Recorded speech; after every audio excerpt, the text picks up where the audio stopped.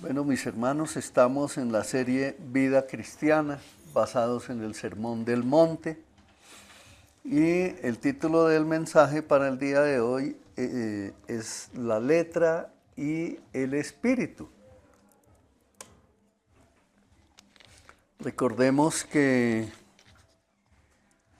hemos venido estudiando, basados en el Sermón del Monte, en Mateo capítulo 5, y miremos, hoy estamos con la versión Reina Valera. Mateo 5, verso 21 dice así: Oísteis que fue dicho a los antiguos, no matarás, y cualquiera que matare será culpable de juicio. Es muy bueno para todos nosotros que recordemos una vez más el esquema general del Sermón del Monte, de tal modo que podamos llegar cada vez a un entendimiento mayor para tener una clara enseñanza grabada en nuestro corazón. Nuestro Señor presenta una descripción de los ciudadanos del reino, ¿se acuerdan? Sí. Dice: bienaventurados son si hacen esto, si hacen aquello. Bienaventurados los mansos, bienaventurados los pacificadores, bienaventurados los que tienen hambre y sed de justicia. Bienaventurados los que lloran, porque ellos recibirán consolación.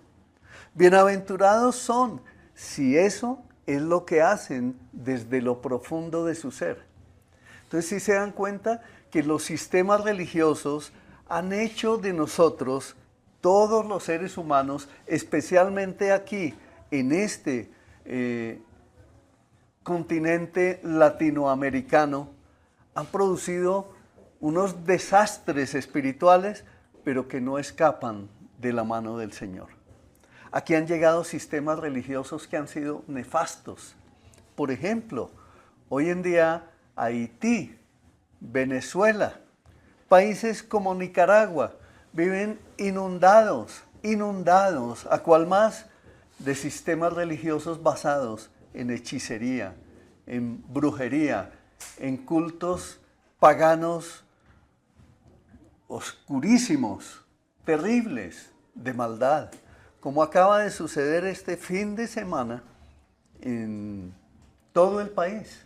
En Bogotá, nuevamente, un viernes 31 de octubre, asesinan a un joven de 20 años, de una familia con unas características especiales, de un entorno social especial, igual que sucedió con David Colmenares hace ya mucho tiempo, un cuadro muy similar. La jovencita de 23 años que en Cali muere a través de un reto en una discoteca, y la gente dice simplemente: no, pero él no estaba haciendo nada malo, estaba en un lugar que no debería haber estado. Por eso nosotros tenemos que ser influencia. Por eso los cristianos somos la luz del mundo, somos la sal de la tierra, somos los que hemos sido escogidos por Dios para venir a ministrar, para venir a dar a conocer las virtudes de aquel que nos llamó de las tinieblas a su luz admirable, para que fuéramos luz para otros, para que ilumináramos a otros. No pertenecemos a una religión, porque las religiones no alumbran. Las religiones, la gran mayoría de los sistemas religiosos de este mundo, son oscuridad y son tinieblas. El camino hacia el Señor, el camino a la luz verdadera, abre nuestros ojos espirituales y nos alumbra, no solo para que vivamos aquí, sino para que nos preparemos para ir a la luz eterna con nuestro Señor Jesucristo el día que Él ha escogido para cada uno. Entonces, debemos ser entendidos en que como ciudadanos del reino de los cielos, en que como ciudadanos del reino de Dios, debemos prepararnos. no puede entrar al reino de los cielos ninguno que no esté preparado para ir allí. Es decir, un escogido por Dios que Él trae para capacitarlo, para entrenarlo, para abrirle la puerta y hacerlo, ingresar a la vida nueva. Solo eso es un plan de Dios. Entendiendo entonces que el reino de Dios y el reino de los cielos, aunque parecen similares, estos dos conceptos, hay algunas diferencias en su uso y en su contexto. Y vemos que los dos términos, el reino de Dios y el reino de los cielos, se usan muy a menudo en la Biblia, especialmente en los evangelios. Del reino de Dios podemos decir que se refiere al dominio y soberanía de Dios sobre toda la creación. Es un concepto más amplio que incluye la autoridad de Dios en la vida de las personas y su plan de salvación. Para los que tengan el deseo de ir a buscar en su Biblia, yo oro siempre, y el grupo de liderazgo de esta iglesia está orando por ustedes todos los días. Para los que tienen su Biblia en la casa, entonces hoy cuando lleguen allá van a verificar que lo que se dice aquí, ustedes lo pueden encontrar en la palabra y van a comprobar, dice, ah, sí, miren lo que dijeron allá, es cierto, aquí está escrito. Eso está en Lucas capítulo 17, versos 20 al 21. Y el reino de los cielos es otro término muy usado, especialmente en el Evangelio de Mateo, y se refiere al mismo concepto del reino de Dios, pero con un enfoque más en la realidad celestial y en la vida eterna, es decir, mucho más amplio. Esa es como la diferencia. En Mateo 5:3 dice, bienaventurados los pobres en espíritu, porque de ellos es el reino de los cielos. Es la grandeza de lo que el Señor quiere hacer con cada uno de sus hijos. En resumen, el reino de Dios puede tener un enfoque más amplio y terrenal, mientras que el reino de los cielos tiende a enfatizar la dimensión celestial y la esperanza futura que nos deja entrever la soberanía de Dios en toda la creación. Continuando, en el Sermón del Monte, el Señor nos da allí las bienaventuranzas y nos muestra una descripción de la naturaleza esencial del cristiano. Luego nos muestra la función y el propósito del cristiano en esta vida y en este mundo, que es lo que nosotros debemos hacer. Después nos enseña el Señor que al aprender a hacer como dicen las bienaventuranzas, entonces nos lleva de inmediato a que examinemos nuestra relación como personas con la ley. ¿Cómo somos nosotros frente a la ley? ¿Qué dice la Escritura de nosotros? Así como nos describe en el Sermón del Monte, entonces nosotros nos comparamos, nos miramos. Dice, los bienaventurados los pacificadores. Y yo tengo que examinar mi corazón. ¿Yo soy pacificador? ¿O soy una persona de contienda? ¿Soy una persona que cuando alguien se me cruza en la vía o cuando me están dando el cambio equivocado en una compra, me enojo? Cuando hay mucha fila en el banco, cuando hay mucha fila en el cajero, me impaciento muy rápido. Soy una persona un poco intolerable. Eso es lo que nos está diciendo el Señor en su palabra, que debemos examinar de nosotros para cambiar, para erradicar de nuestra vida, para quitar de nuestra vida, para que seamos mansos, porque los mansos también heredarán el reino de Dios. Amén. Amén. Entonces, nuestra vida es de un continuo aprender, pero también de un continuo desaprender. ¿Qué hay en tu vida que tú ves que impide muchas cosas? Eso es algo que debemos mirar y examinar juiciosamente. A veces como que nuestra vida no avanza, como que los negocios no crecen, como que la empresa que montamos no, está atada, está como que las puertas están cerradas. A veces los que están empleados dicen, no, pero es que no me siento cómodo aquí, como que yo quiero experimentar otra cosa, quiero cumplir este ciclo e irme a otro lugar, pero no se dan las cosas. Resulta que el Señor nos muestra que todo eso está adentro, en el corazón del hombre, en el corazón humano. No está afuera. No es como nos mostraron en las películas norteamericanas, donde en todas las películas norteamericanas siempre la enseñanza es y se fueron a otra ciudad para iniciar una nueva vida. Y resulta que se van a la otra ciudad y generalmente terminan muertos, ¿no? Ese es el contexto de las películas norteamericanas. Vuelven y entran en crisis. Y algunas películas terminan en que se fueron y cogen el vehículo y muestran la carretera con ese camino larguísimo y salen los textos del fin de la película.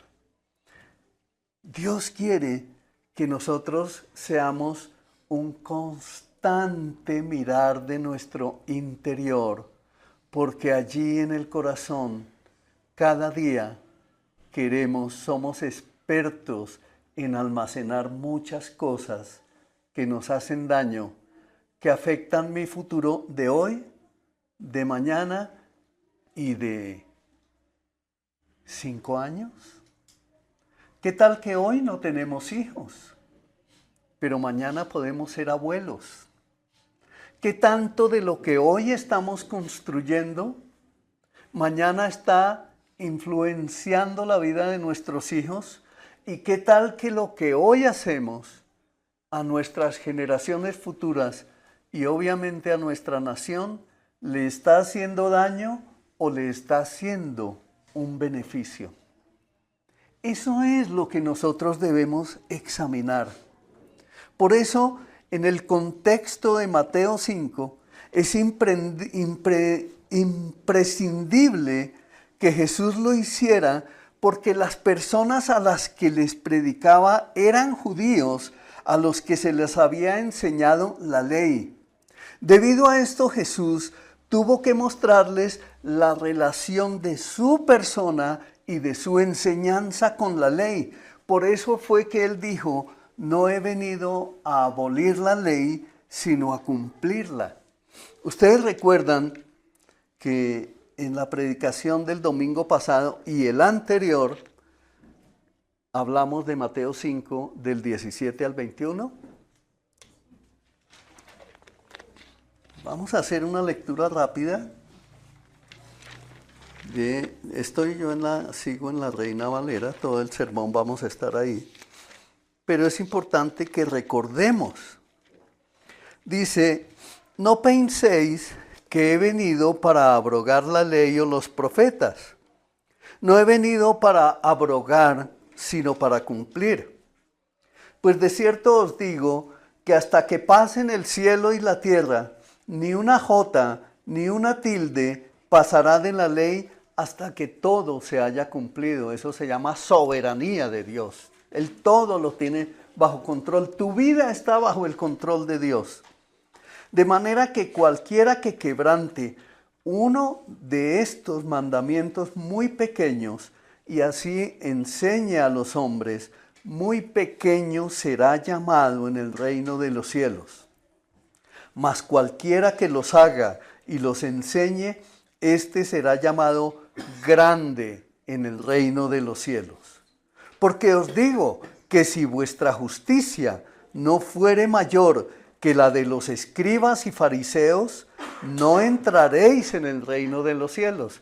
Y hoy entramos en ese versículo 21 que nos dice, oísteis que fue dicho a los antiguos, no matarás, y cualquiera que matare será culpable de juicio. Entonces aquí el Señor pasa a desarrollar esa afirmación y nos presenta una exposición positiva de la ley y la contrasta con la confianza falsa de lo que enseñaban los escribas y fariseos. Ellos tenían esa confianza de que ellos eran perfectos, de que lo que hacían era correcto, de que lo que enseñaban era lo que estaba escrito y punto. Pero resulta que cuando se inicia el Nuevo Testamento, en el Evangelio precisamente de Mateo, y si miramos hacia atrás, el Antiguo Testamento termina en la profecía ¿se acuerdan? El último libro del Antiguo Testamento, Malaquías. Entre Malaquías y Mateo hay una distancia de 400 años, otros dicen que fueron 500 años, pero hay una distancia tan enorme que es lo que se llama el silencio de Dios. En ese tiempo, todos aquellos que habían recibido la ley, los escribas, los fariseos, que se dedicaban a enseñar, fueron cambiando, fueron creando paradigmas, fueron haciendo cosas, fueron escribiendo, fueron señalando, fueron haciendo, por decirlo así, un montaje diferente. Y cuando llega el Señor Jesús en Mateo y dice, el reino de los cielos se ha acercado, es porque era necesario, todo estaba preparado por Dios para que ese momento histórico se diera, ese momento espiritual se diera, ese tiempo preparado por el Señor surgiera para que viniera el reino de los cielos a mostrarle a la humanidad todo lo que es necesario que cambiemos. Por eso es que tú estás hoy aquí. Debemos entender eso, que nosotros no vamos a la congregación a empatar con Dios, que venimos pecando el lunes, el martes, el miércoles, que venimos haciendo cosas equivocadas y llegamos el domingo a la iglesia y recibimos una palabra y salimos como respirando diferente y ya me siento tranquilo. No es así. Vamos a descubrir eso. La enseñanza de los fariseos y de los escribas consistía en que se enfocaban únicamente en la acción externa de matar. Pero Jesús profundiza en el significado del mandamiento, señalando que también se debe considerar la actitud del corazón. Mateo 5:22 nos dice, pero yo os digo que cualquiera que se enoje contra su hermano será culpable de juicio, y cualquiera que diga necio a su hermano será culpable ante el concilio, y cualquiera que le diga fatuo quedará expuesto al infierno de fuego. De aquí en adelante, mis hermanos, se puede decir que todo lo que queda de este sermón del monte, desde este versículo 21 hasta el final del capítulo 7, no es sino la más clara explicación dada por el Señor Jesús, tal como lo expresó en el verso número 20. ¿Se acuerdan lo que leímos en el versículo 20? ¿Alguien me lo quiere recordar? Mateo 5:20. Si su justicia... Exactamente. ¿Eso qué quiere decir?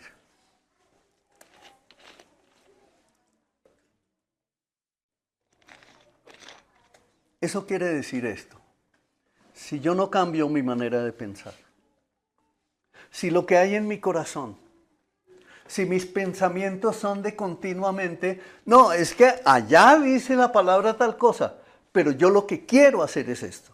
Si yo no cambio esa, si mi justicia no es la justicia de Dios, no es lo que yo recibo de Dios, sino lo que yo quiero hacer, mi vida continuará siendo un caos durante toda mi estadía en esta tierra. ¿Saben cómo se llama ese pecado? El que se resiste a Dios. Obstinación o soberbia. Otros también lo llaman orgullo. No, es que yo no tengo por qué cambiar. No, piensen en eso.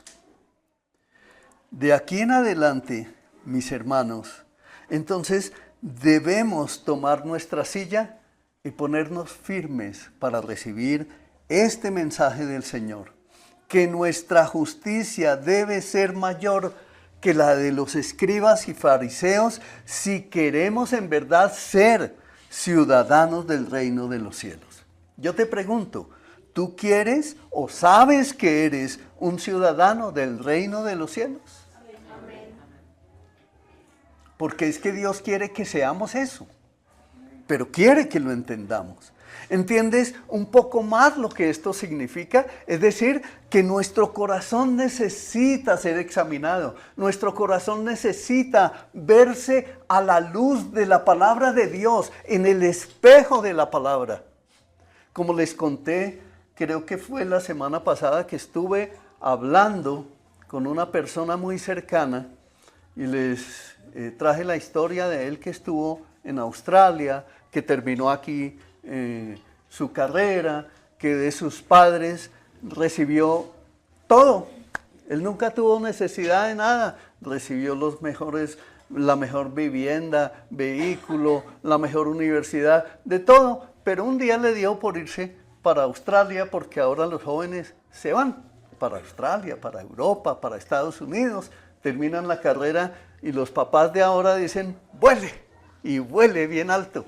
Eso, un paradigma que hay que destruir, ¿cierto?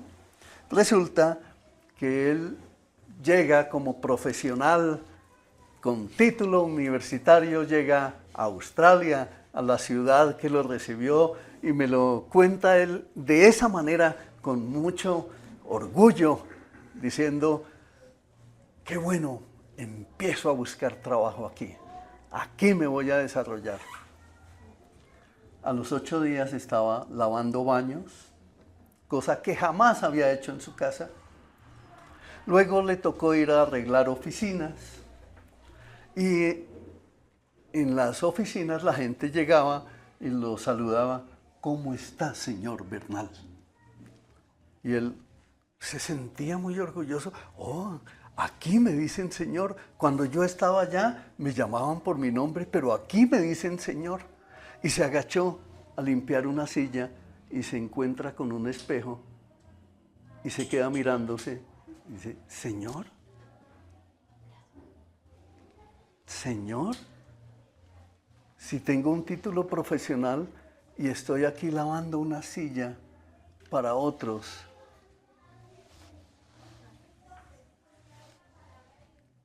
Y es la primera vez que dice, ¿y yo por qué hice esto? Cuando en Colombia lo tenía todo. Eso es lo que Dios quiere, que nosotros cambiemos. Somos muy soberbios, somos muy orgullosos, somos muy necios. Por eso dice la Escritura, a nadie le digas necio. Pero nosotros tenemos que descubrir que eso está en nosotros y que lo tenemos que quitar de allí. Entonces, el Señor nos pone delante de nosotros dos panoramas. La exposición genuina de la ley y la exposición falsa de los escribas y de los fariseos. En el capítulo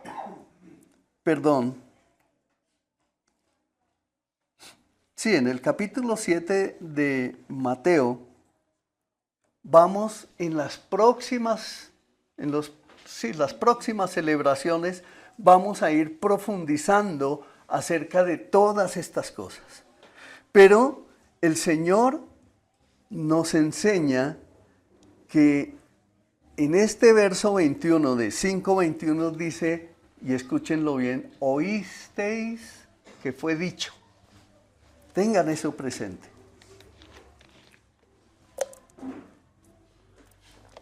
Y aparece en 6 oportunidades ahí en el capítulo 5 de Mateo. En el 21 dice, oísteis que fue dicho, no matarás, y cualquiera que mate será culpable de juicio.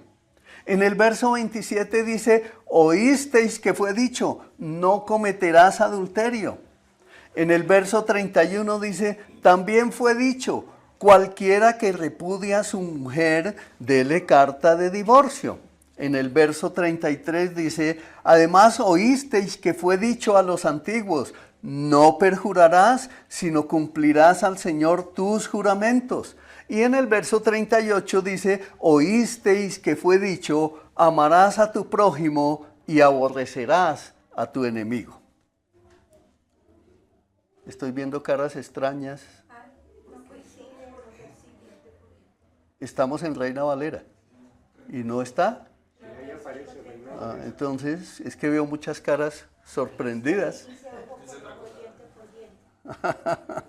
Bueno, tal vez cometí el error aquí, pero bueno, estamos hablando la palabra del Señor que yo tengo aquí y está verificada. Bueno, entonces, sigamos adelante. Vemos algo común en estas afirmaciones, ¿cierto? Oísteis que fue dicho. Eso es lo importante que tenemos que ver. Para nosotros estos son principios que nos enseñaron o que en el contexto del pueblo de Israel, a ellos les enseñaron los escribas y los fariseos. Por eso el Señor les dice, oísteis que fue dicho. Oísteis que fue dicho. Eso fue lo que ellos escucharon, pero vamos a descubrir por qué fue.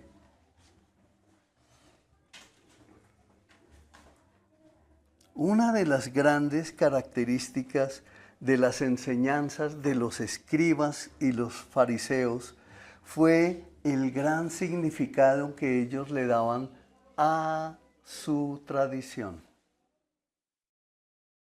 Ellos siempre citaban a sus antepasados para afirmar que sus enseñanzas eran veraces, que eran correctas, que tenían peso. Eso era lo que hacían. Por eso el Señor viene y les dice, ustedes oyeron que se dijo. Ustedes escucharon y se afirmaron en eso que se les enseñó y por eso, en otras palabras, es que no podían cumplir. No podían obedecer la ley porque les habían puesto cargas que eran demasiado pesadas para ellos.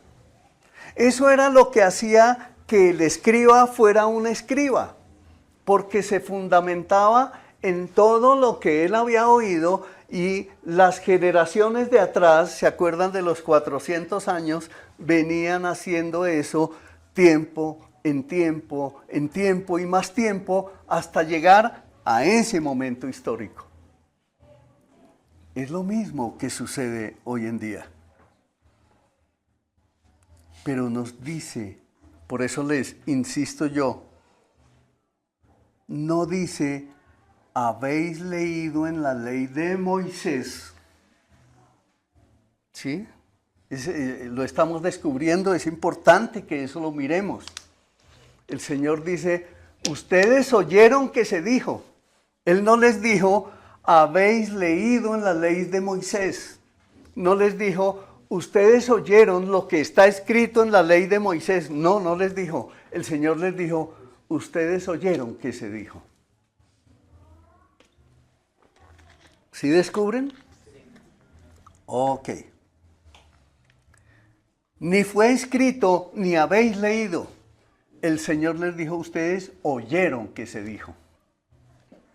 Así como cuando ocurre un accidente aquí en la glorieta. Alguien llega con el mensaje y dice, hubo un accidente, y llega otra persona y dice, 2 muertos. Después dice uno, fue un furgón, y el otro dice que fue una tractomula. La noticia dice, hubo un accidente y no hubo ningún muerto. Pero el mensaje que llegó fue distorsionado por muchos lugares. Eso estaba pasando en ese tiempo. Colombia, país colonizado por la corona española. Junto con ellos llegó la religión católica romana. Establecieron en ese tiempo, estoy hablando del año 1492, establecieron su sistema religioso y empezaron a pronunciar desde ese tiempo la misa en la lengua del latín, lo cual prosiguió hasta los años 60 del siglo XX. Cuando yo era un niño de 5 años, que me llevaban a misa a la Iglesia Católica, en esa época todavía la misa se ofrecía en latín. ¿Quién entendía? Nadie. A nadie le enseñaban latín, pero el cura se paraba ya frente a la cruz y le daba la espalda al público. Y empezaba a mencionar los textos que leía en latín. ¿Alguien era edificado con eso? Nadie. Nadie entendía, nadie comprendía. Por lo tanto, eso es un sistema religioso. ¿Sí? Eso sucedía domingo a domingo, pero después se volvió una costumbre de que ya era todos los días. Por eso es que la mayoría de iglesias de, por ejemplo, Bogotá, en el centro de Bogotá, esas iglesias tienen no sé cuántas misas diarias durante todos los días de la semana. Y hablan un idioma que la gente no entiende. Eso estaba pasando allá en Israel. El resultado de todo esto fue que la Biblia no podía leerla la gente común.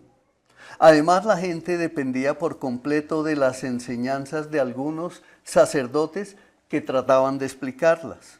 Así sucedía con las enseñanzas de los escribas y de los fariseos en el tiempo de Jesús. Les estaban enseñando cosas que ellos no comprendían. Sí, ellos sabían, no matarás, pero de ahí no pasaba. Por estos días, nosotros los cristianos estamos celebrando la Reforma Protestante, recordando que uno de sus grandes logros fue precisamente la traducción de la Biblia. El 31 de octubre del año de 1517, Martín Lutero publicó sus 95 tesis, allá en la puerta del Palacio de la Iglesia de Wittenberg, en Alemania. Pero ese hecho es lo que abre la puerta para que en el año de 1569 se pudiera traducir la primera Biblia al español. La primera que se tradujo al inglés, y eso sucedió allá en Alemania. Pero la primera Biblia que se tradujo al español fue en el año de 1569 por una producción que hizo Casiodoro de Reina y se imprimió en Basilea, Suiza. Fue lo que se conoció como la Biblia del oso. Todos los años, el 31 de octubre, se celebra mundialmente el Día de la Biblia.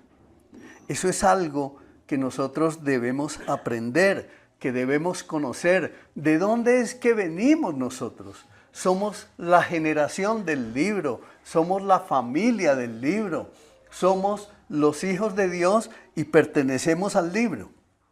Entonces, cuando la gente empezó a leer la Biblia por sí mismos, pudieron comprobar la enseñanza falsa y las explicaciones erróneas del Evangelio que se les habían dado. Eso era lo que sucedía en ese tiempo de Jesús. Por eso Él se toma ese bastión. Él es el mismo verbo, Él es la palabra, y Él toma la decisión de empezar a enseñar. En este tiempo, desafortunadamente, a la gente hay que rogarle para que lea la Biblia. Hay que suplicarle. En esta iglesia hemos suplicado que lean su Biblia. Y aquí muy pocos traen Biblia. Yo tengo mi costumbre y no la voy a perder jamás, así la tenga en mi celular. Pero la Biblia es nuestro manual de vida y debemos cargarla. Debemos siempre llevarla con nosotros. Ustedes deben aprender a descubrir la diferencia.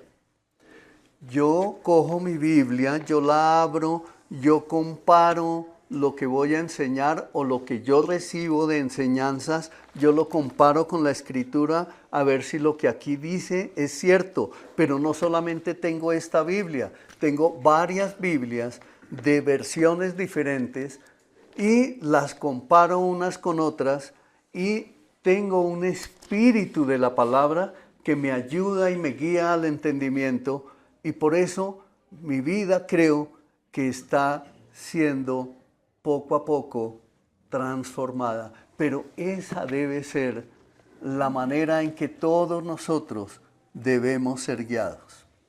Por eso repito, es importante que en su casa usted tenga su Biblia y se tome unos minutos al día para leer, para meditar en lo que se le ha enseñado, porque nos hicieron mucho daño en el pasado y por eso es que nuestras vidas, hasta antes de Cristo, fueron minadas de enseñanzas completa y absolutamente falsas.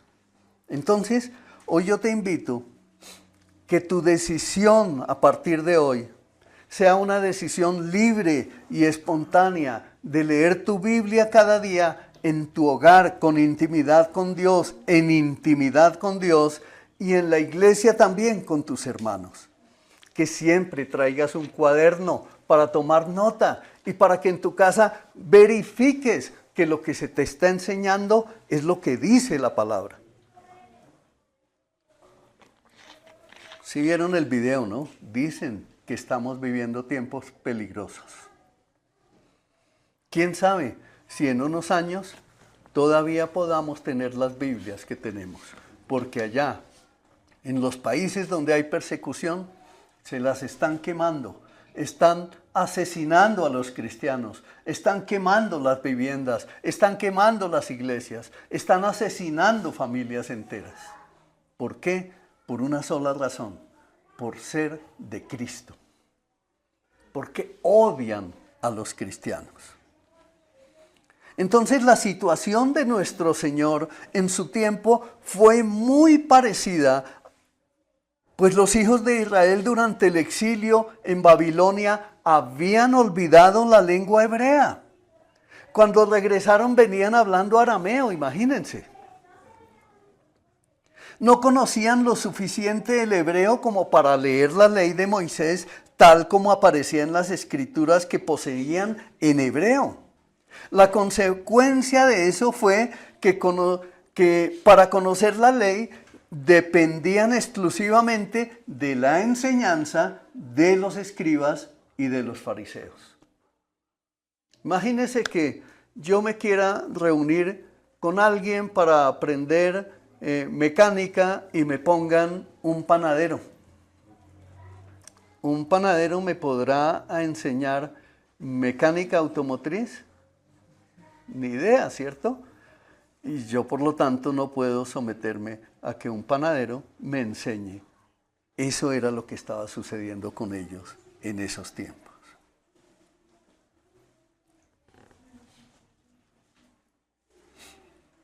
Por eso es que el Señor dice, oísteis que fue dicho. Esto es lo que habéis venido oyendo. Es como si Él estuviera diciendo, esto es lo que os han dicho, pero yo os digo. Y esa es la predicación que el Señor trae para todos nosotros. Es la doctrina de Cristo, es la doctrina verdadera, donde Él dice, vengan a mí los que estén cargados y cansados, que yo los haré descansar.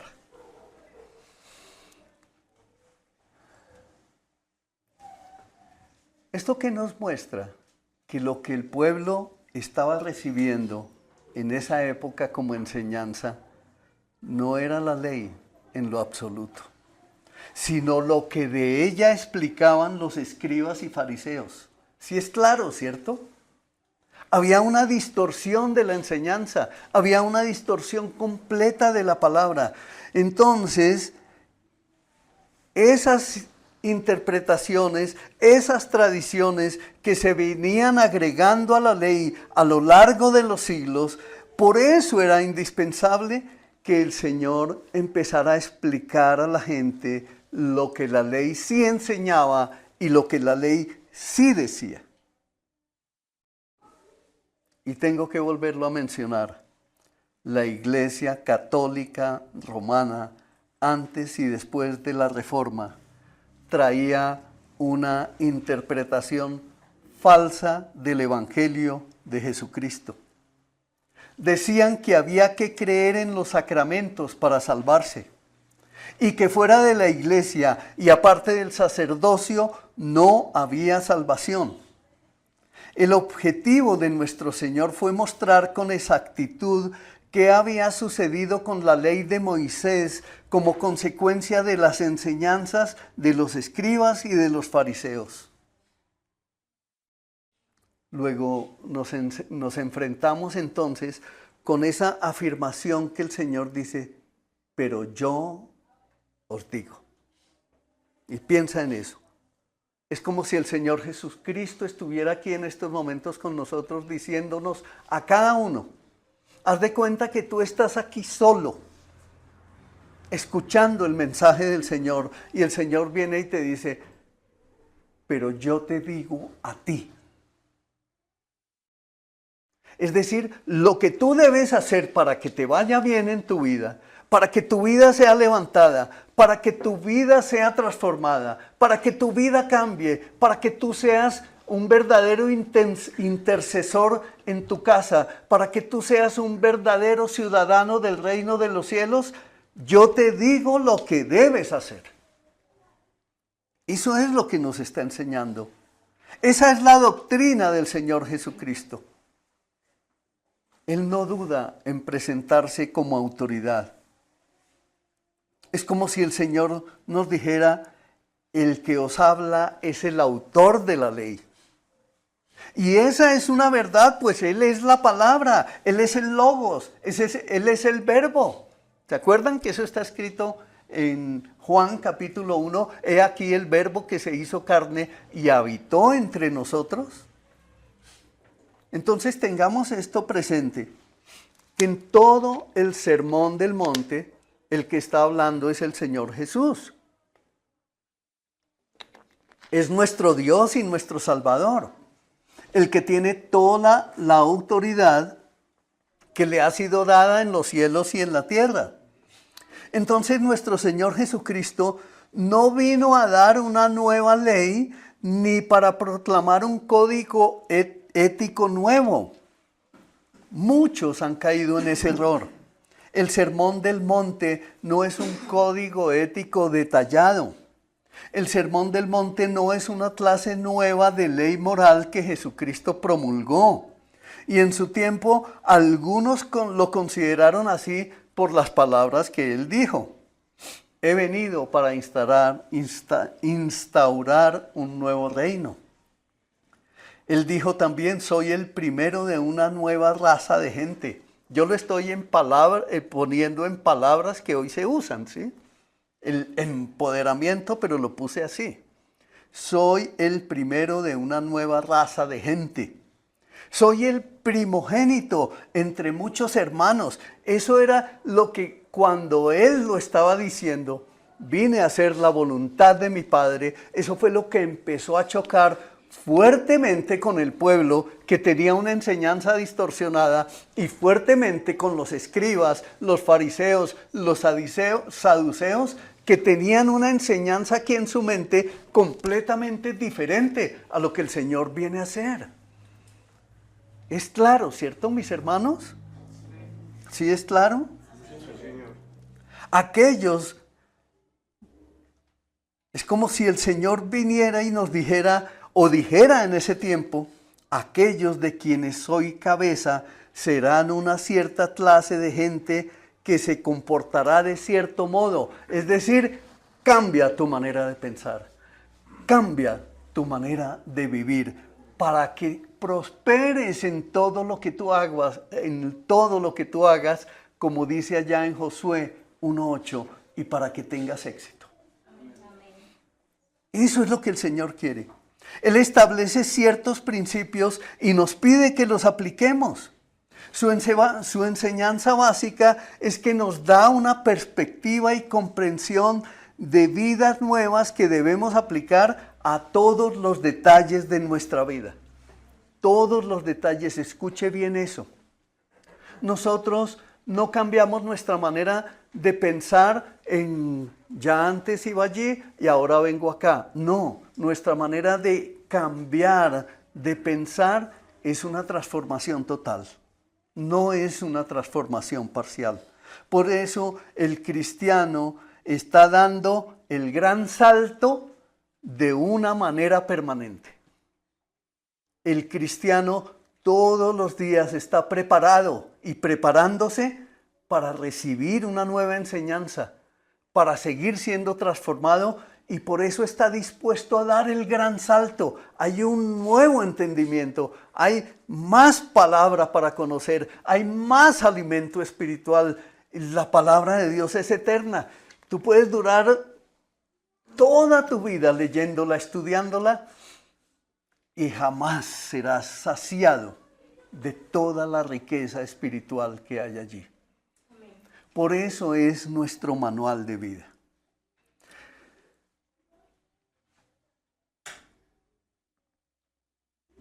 El Sermón del Monte, solo por referirnos a esta temporada de vida cristiana, no posee reglas definitivas. En lugar de ello, nos invita a que apliquemos el principio central a cada situación que se presenta. Por eso, lo que sobre todo cuenta es el espíritu de la ley, no la letra solamente. La ley no tenía que ser algo mecánico, sino vivo.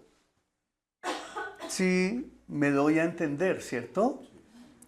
Ya vamos a ir aclarando. Ese era el problema de los fariseos y de los escribas. Se concentraban en la letra, pero con exclusión del espíritu. El hombre se fija más en la forma que en el contenido. El espíritu es siempre algo que ha de tomar forma. El hombre se fija más en la letra que en el espíritu. Pablo dijo, la letra mata, mas el espíritu vivifica. El propósito exclusivo de la letra es dar cuerpo al espíritu. El espíritu es el que realmente importa, no la simple letra. Por ejemplo, la ley dice, no pases el semáforo en rojo. Pero el espíritu de la ley dice, evítate problemas, multas, accidentes, cárcel, destrucción de familias, salva vidas. Ese es el espíritu de la ley. Eso es lo que nosotros debemos entender. No como se aplica aquí en Colombia, ¿no? Como se inventó alguien hace muchos años. La ley, las leyes en Colombia se hicieron para violarlas. Y hoy las violan todas. ¿Y por qué nadie respeta la ley? Porque no conocen a Dios. es eso. Por eso estamos en medio de una generación en caos, que está siendo cada vez más conducida al abismo. Nosotros por eso somos los cristianos contraculturales, completamente contraculturales. Vamos en camino a generar, a sembrar, a cultivar y a cosechar una nueva generación de creyentes que impactamos en todos los estamentos, en todas las esferas de la sociedad. Eso es lo que Dios quiere para nosotros en estos tiempos. Los escribas y fariseos creían que habían cumplido la ley a la perfección, si no mataban de hecho a nadie. Pero con ello no entendían para nada el espíritu de la ley, el cual es que no solamente no tengo que matar literalmente a nadie, sino que mi actitud respecto a los demás ha de ser justa y amorosa. Ese es el espíritu de la ley. El simple hecho de que uno no cometa adulterio en un sentido físico no quiere decir que uno haya observado la ley. ¿Se acuerdan del fariseo que oraba en el templo? Gracias, Dios, que no soy como ese publicano. Y mire todo lo que se alababa a sí mismo, y aunque decía cosas que el Señor dijo, es cierto lo que dices. ¿Ves? Pero se estaba justificando delante de Dios, porque ni siquiera él mismo conocía su propio corazón.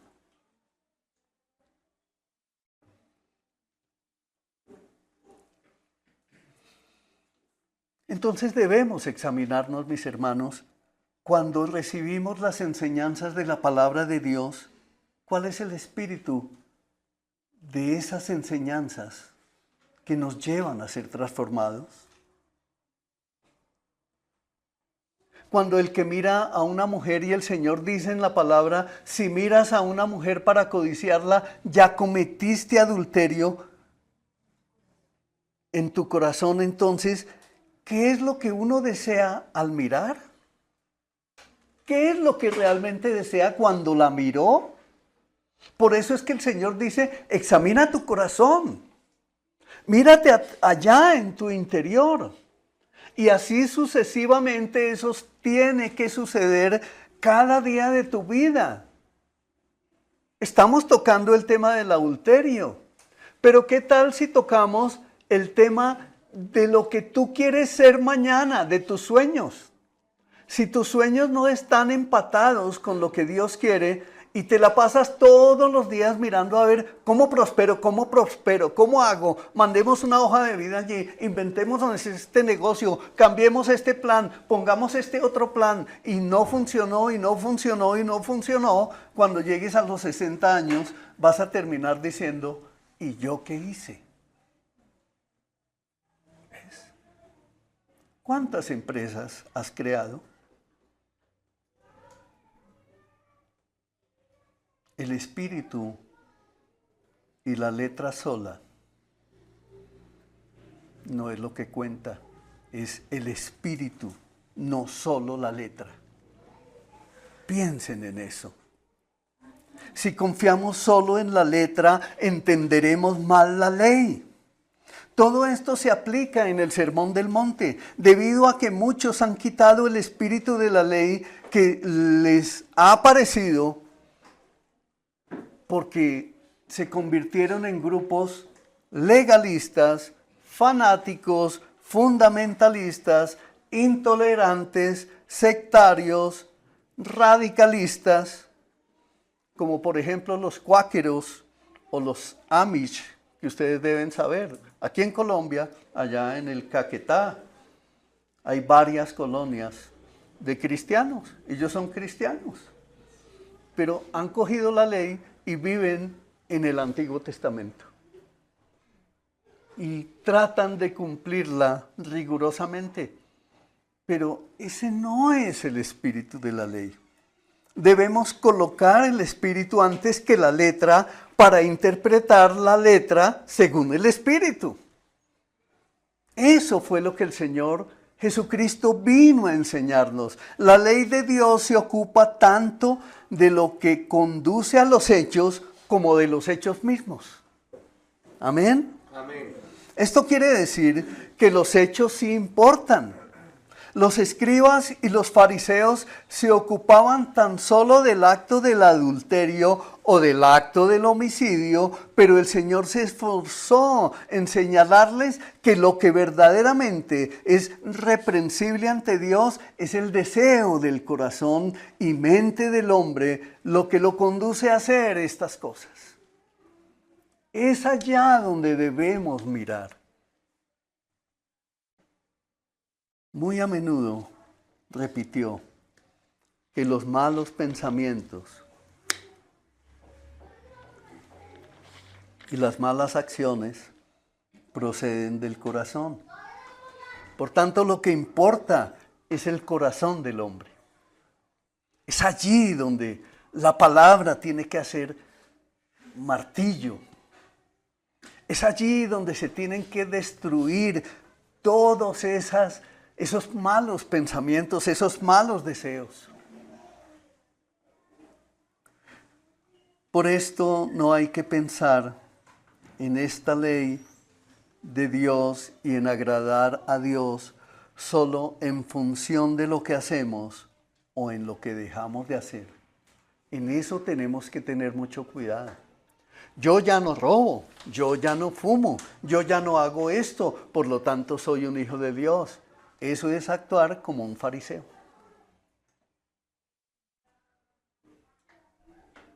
Eso fue lo que hizo el fariseo en el templo cuando entró a orar. Y el Señor nos aclara, ustedes no pueden proceder así. Es la actitud interna mía de mi corazón. Es el cambio mío de mi corazón.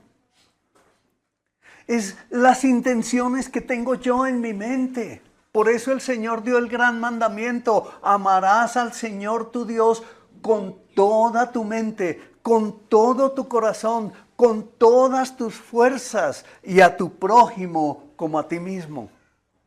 Cuando yo estoy amando a mi Señor con toda mi mente, con todo mi corazón, con todas mis fuerzas, entonces me miro a mí mismo y empiezo a descubrir que entonces yo me estoy amando con el amor de Dios, y cuando me estoy amando con el amor de Dios, empiezo a ver mi pecado. Empiezo a descubrir el pecado que hay internamente en mí y empiezo a odiar ese pecado, empiezo a aborrecerlo, empiezo a no querer ser más un pecador, sino más un hijo de Dios. Y es así como resulto amando incluso a mi peor enemigo. ¿Sí se dan cuenta cómo es? Por eso el Señor concluye en el gran mandamiento, porque eso es la ley y los profetas. Gloria a Dios por eso.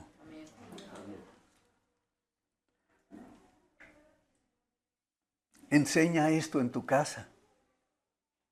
Enseña eso a los tuyos. Enseña a tus hijos. Tú como esposo, que eres escogido por Dios para ser el líder de ese hogar, levántate, enseña esto, enseña estos principios en tu casa. Lucas 16:15 dice, entonces les dijo, vosotros sois de los que os justificáis a vosotros mismos delante de los hombres, mas Dios conoce nuestros corazones, porque lo que los hombres tienen por sublime delante de Dios es abominación. Ahí es donde nosotros tenemos que cambiar. ¿De qué nos sirve ser orgullosos? ¿De qué nos sirve ser soberbios? ¿De qué nos sirve ser altaneros? ¿De qué nos sirve defender nuestra posición? Hay esposas que dicen, no, es que mi esposo es, él es muy delicado, él es así, a él no se le puede uno acercar, dejémoslo que él haga. Dios mío, guárdanos de ir a destruir. Lo tienen como un ídolo. Y ese esposo hace lo que le da la gana. Y resulta que lo que está es conduciéndose al infierno cada día, con los pasos que da, con las decisiones que toma. Eso es abominación delante del Señor. Entonces, mis amados, el propósito último de la ley no es solo impedir que hagamos ciertas cosas malas. Su verdadero objetivo es guiarnos en forma positiva, no solo para que hagamos lo que es bueno, sino también para amar hacer el bien. Ese es el espíritu de la ley, amar hacer el bien. Yo te estoy conociendo y yo tengo que amarte, pero para poder amarte tengo que amar a Dios, porque Él me amó primero, porque Él se dio en la cruz por mí. Esa es la eficacia de la sangre de Cristo en mí, que me transforma, que me lava, que me limpia. Esa es la verdadera transformación de mi manera de pensar, de ser un verdadero ciudadano del reino de los cielos. En Marcos 7, del 21 al 23 dice: Jesús dijo, de dentro del corazón de los hombres salen los malos pensamientos, los adulterios, las fornicaciones, los homicidios, los hurtos, las avaricias, las maldades, el engaño, la lascivia, la envidia, la maledicencia, la soberbia, la insensatez. Todas estas maldades de dentro salen y contaminan al hombre. Ese es un cuadro negro del corazón. Y ese mismo cuadro negro del corazón nos lo describe también Pablo en Gálatas 5, del 19 al 21, donde vuelve y nos dice, manifiestas son las obras de la carne, que son adulterio, fornicación, inmundicia, lascivia, idolatría, hechicerías, enemistades, pleitos, celos, iras, contiendas, disensiones, herejías, envidias, homicidios, borracheras, orgías y cosas semejantes a estas. ¿Qué cuadro? ¿Cómo les parece ese cuadro, mis hermanos? Eso es espantoso. Eso es lo que el Señor quiere. Ese es el espíritu verdadero de la ley que el Señor quiere plantar en nuestro corazón. Y Jeremías 17:9 nos confirma lo mismo. Engañoso es el corazón más que todas las cosas y perverso. ¿Quién lo conocerá? Es decir, que no se conoce ni a él mismo. Aquí tenemos el cuadro descrito por Dios del corazón humano, del yo caído, del viejo hombre. Eso es lo que Dios quiere que cambiemos. A veces creemos que porque somos muy decentes, que porque respetamos a la gente, que porque hacemos las cosas con mucha delicadeza, que porque la mujer es muy femenina o porque el hombre es muy caballeroso, con eso ya se está bien delante de Dios. Pues no es así, porque el cambio tiene que ser interno, el cambio tiene que ser del corazón, el cambio tiene que ser profundo.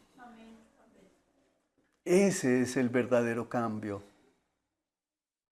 No es solo decir yo no mato, yo no robo, yo no estafo, yo no soy mafioso, yo no bebo licor, yo no fumo, yo no cometo adulterio, yo no veo pornografía, yo no soy drogadicto. Lo que nuestro Señor verdaderamente quiere de cada uno de nosotros es que amemos la justicia,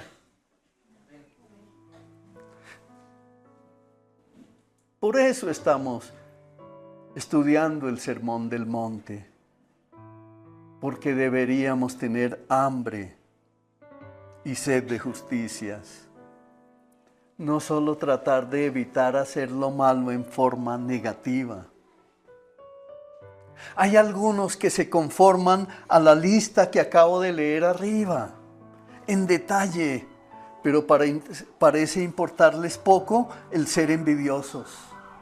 Hay algunos que dicen, yo no hago esto, yo no hago aquello, yo no participo en esto, pero son chismosos. Hay algunos que dicen, yo no esto, yo no aquello, menos mal que yo soy así, Señor, y le dan gracias al Señor, pero son murmuradores, son celosos, son rencorosos. Pero hay otros que están llenos de orgullo, pero a los que están a su alrededor les parece no importarles mucho con tal de que hagan ciertas cosas buenas. Ah, no, es que Él es el que trae la plata a la casa. Y como Él es el proveedor de la casa, entonces tenemos que tolerar. Es como si hubiera una corriente silenciosa en esa casa que lleva esas palabras. Como Él es el que trae la plata a la casa, entonces tenemos que soportarle todo lo que le dé la gana hacer. Sus palabras vulgares, sus acusaciones, sus maltratos, sus señalamientos. Y el Señor dice, ese va directo al abismo. Las descalificaciones, el pisotear a la gente, eso no está bien. Ese fue el problema de los escribas y fariseos, quienes pervirtieron la ley de Dios al considerarla como algo negativo. El propósito de la ley en Jesucristo no es mantenernos en un estado de obediencia a normas opresoras, sino a fomentar el libre desarrollo de nuestra vida espiritual. Esto es de vital importancia para nosotros. Es de vital importancia para el Señor el llevarnos a entender la grandeza de su enseñanza. Esa es la doctrina de Cristo. No debemos pensar en la vida santa, en el camino de santificación, como algo áspero y gravoso que nos coloca en un estado de servidumbre. El evangelio que nos dio el Señor Jesucristo es para que nos desarrollemos como hijos de Dios, creciendo a la medida de la estatura de la plenitud de Cristo. Eso es lo que Él desea. Por eso nos dice en Primera de Juan 5:3.